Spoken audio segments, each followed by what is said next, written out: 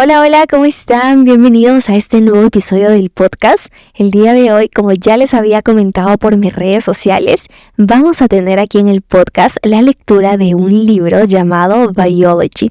Bien, el día de hoy vamos a estar leyendo algunas páginas y vamos a empezar por el primer capítulo.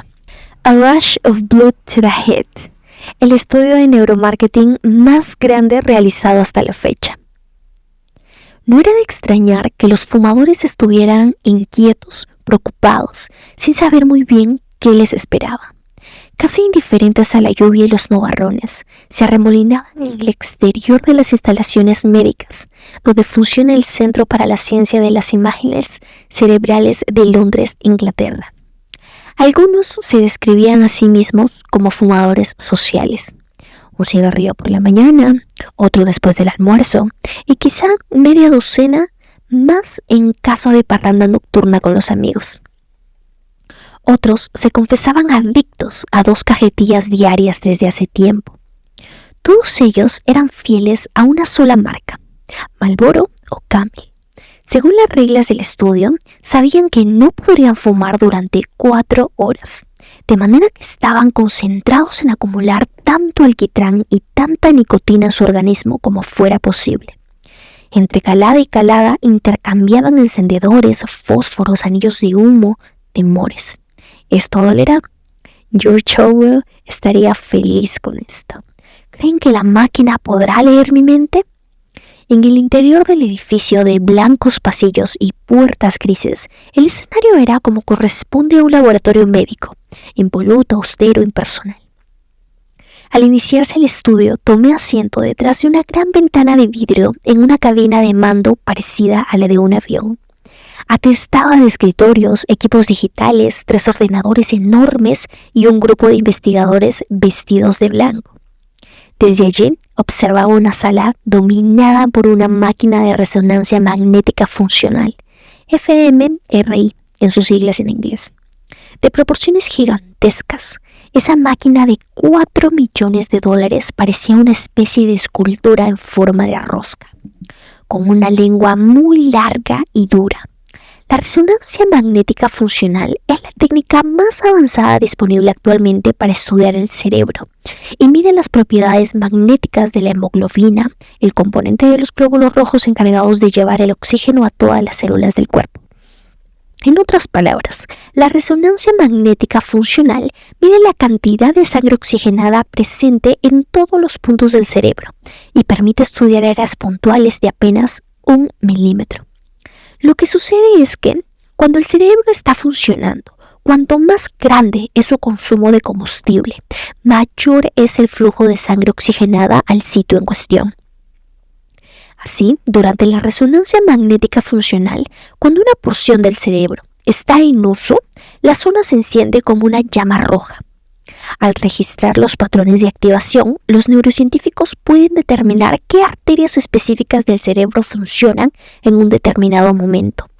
Tradicionalmente, los neurocientíficos utilizan este instrumento de 32 toneladas y del tamaño de una camioneta para diagnosticar tumores, accidentes cerebrovasculares, lesiones articulares y otras condiciones médicas que no pueden identificarse mediante rayos X o tomografía computarizada. La neuropsiquiatría ha aplicado la resonancia magnética funcional para comprender determinadas condiciones psiquiátricas difíciles de tratar, entre ellas la psicosis, la sociopatía y el trastorno bipolar. Pero los fumadores que echaban humo conversaban y se paseaban nerviosos en la sala de espera. No estaban enfermos ni sufrían ningún mal. Junto con otra muestra semejante en Estados Unidos, se trataba de los participantes cuidadosamente seleccionados para un estudio de neuromarketing sin precedentes. Estaban allí para ayudarme a llegar al fondo, o al cerebro, de un misterio que había confundido durante decenios a los profesionales de la salud, los productores de cigarrillos, los fumadores y los no fumadores por igual. Desde hace tiempo había notado que extrañamente las advertencias escritas en un lugar prominente de los paquetes de cigarrillos tenían un efecto mínimo o quizá nulo sobre los fumadores. El cigarrillo produce cáncer pulmonar. El cigarrillo produce enfisema. Fumar durante el embarazo puede causar defectos congénitos. frases perfectamente claras, difíciles de rebatir. Y estas son apenas una muestra de las discretas advertencias utilizadas en Estados Unidos. Los productores europeos encierran sus avisos en recuadros negros, con letras gruesas como trazada con rotulador, lo cual hace muy difícil no verlas. En Portugal, en letras más grandes que el dromedario de las cajetillas de Camel, se leen unas palabras que hasta un niño podría comprender: fumar mata. Sin embargo, nada como las advertencias utilizadas en Canadá, Tailandia, Australia, Brasil y muy pronto Reino Unido.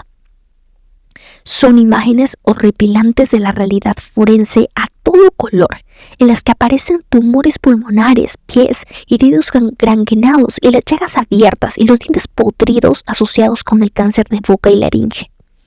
Uno pensaría que esas imágenes explícitas detendrían en seco a la mayoría de los fumadores. Entonces, ¿por qué, pese a la prohibición mundial contra la publicidad de los cigarrillos, las advertencias contundentes y frecuentes de la comunidad médica y las inversiones masivas de los gobiernos en campañas contra el tabaquismo, el consumo local ascendió en 2006 a un poco más de 5.763 billones de cigarros? Cifra en la cual no se incluyen los cigarrillos libres de impuestos ni el gigantesco mercado negro internacional. Una vez estuve en un pequeño supermercado en Australia, donde oí al dependiente preguntarle al fumador si deseaba una cajetilla con la fotografía de los pulmones, del corazón o de los pies. ¿Con cuánta frecuencia sucedía lo mismo?, le pregunté al dependiente. La mitad de las veces que llegaba alguien a comprar cigarrillos, me respondió. A pesar de lo que se sabe acerca del tabaquismo, se calcula que cerca de 1/3 de los hombres adultos del planeta continúan fumando. Cada día se venden aproximadamente 15.000 millones de cigarros, es decir, 10 millones cada minuto. En China, donde un sinnúmero de fumadores creen que esta adicción cura la enfermedad de Parkinson, alivia los síntomas de la esquizofrenia, fortalece la función de las neuronas y mejora el desempeño laboral, hay 300 millones de fumadores. Entre ellos un 60% de todos los médicos hombres, con unas ventas anuales de 1,8 billones de cigarrillos. El monopolio chino es el responsable de cerca de 1/3 de los pitillos que se consumen todos los días en la Tierra. Un porcentaje elevado comparado con los 1.400 millones de personas que utilizan el tabaco, cifra que según las proyecciones del Banco Mundial podrían alcanzar cerca de los 1.600 millones en 2025. Aunque China consume más cigarrillos que Estados Unidos, Rusia, Japón e Indonesia juntos. En el mundo occidental, la adicción a la nicotina constituye una preocupación enorme. Actualmente el tabaquismo es la principal causa de muerte en España, con 50.000 defunciones al año. En el Reino Unido, cerca de 1/3 de todos los adultos menores de 65 años fuman, mientras que aproximadamente un 42% de las personas de menos de 65 años está expuesto al humo del tabaco en sus casas. Por cuenta del cigarrillo han fallecido más británicos de los que murieron durante la Segunda Guerra Mundial. De acuerdo con la Asociación Americana de Neurología, en Estados Unidos, las enfermedades relacionadas con el tabaquismo afectan a la vida de cerca de 438.000 personas al año, incluidas las personas afectadas indirectamente, como los bebés prematuros, nacidos de madres fumadoras y las víctimas de la exposición secundaria. Los costes solo en la sanidad estadounidense, más de 167.000 millones de dólares al año. No obstante, las compañías productoras insisten en buscar formas novedosas de matarnos. Por ejemplo, el arma más reciente de Philip Morris para contrarrestar la prohibición de fumar en los sitios de trabajo es el Marlboro Intense, un cigarrillo pequeño con alto contenido de alquitrán que se puede consumir rápidamente en 7 aspiraciones, entre reuniones, llamadas telefónicas y presentaciones de PowerPoint. No tiene sentido. ¿Acaso los fumadores son selectivamente ciegos a las advertencias de las cajetillas? ¿Acaso piensan que son la excepción independientemente de si son hombres o mujeres? ¿O es que están en el mundo para representar el papel de héroes rebeldes? ¿Creen secretamente ser inmortales? ¿O sencillamente conocen los peligros para la salud y les importa un bledo? Estas cuestiones resumían lo que esperaba descubrir por medio de la tecnología de la resonancia magnética funcional. Los 32 fumadores del estudio fueron parte de los 2.800 voluntarios de Estados Unidos, Inglaterra, Alemania, Japón y la República Popular China, que se ofrecieron para el experimento de neuromarketing más grande y revolucionario de la historia. Fue 25 veces más grande que cualquier estudio intentado anteriormente en el campo del neuromarketing. Con las herramientas científicas más avanzadas del momento, reveló las verdades ocultas sobre la forma en que la publicidad por emplazamiento y los mensajes de marketing operan sobre el cerebro humano. Cómo nuestro ser más verdadero reacciona a los estímulos a un nivel mucho más profundo que el del pensamiento consciente. Y cómo nuestra mente inconsciente controla nuestro comportamiento, por lo general, contrario a lo que pensamos sobre él. En otras palabras, me embarqué en la aventura de investigar algunos de las interrogantes y problemas más grandes a los que se enfrentan en la actualidad los consumidores, las empresas, los anunciantes y los gobiernos. Por ejemplo, ¿realmente funciona la publicidad por emplazamiento? Descubrí que la respuesta es un no categórico.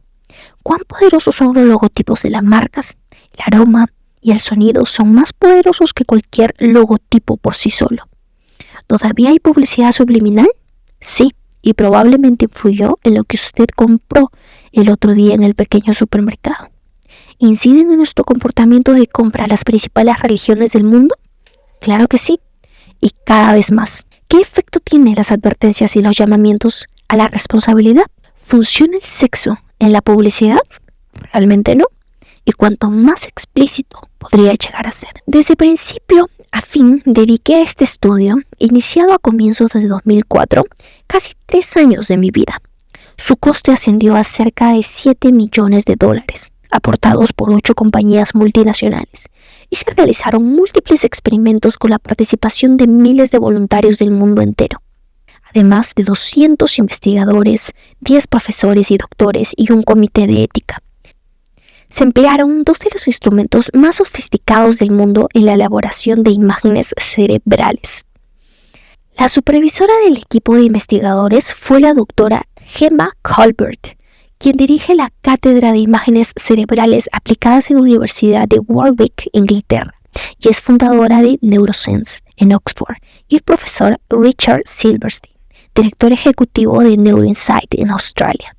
¿Los resultados? Bien. Lo único que diré por ahora es que cambiarán radicalmente lo que usted cree saber sobre cómo y por qué compra. Bien, hemos llegado ya a la parte final de la lectura del día de hoy, así que no te pierdas el próximo capítulo.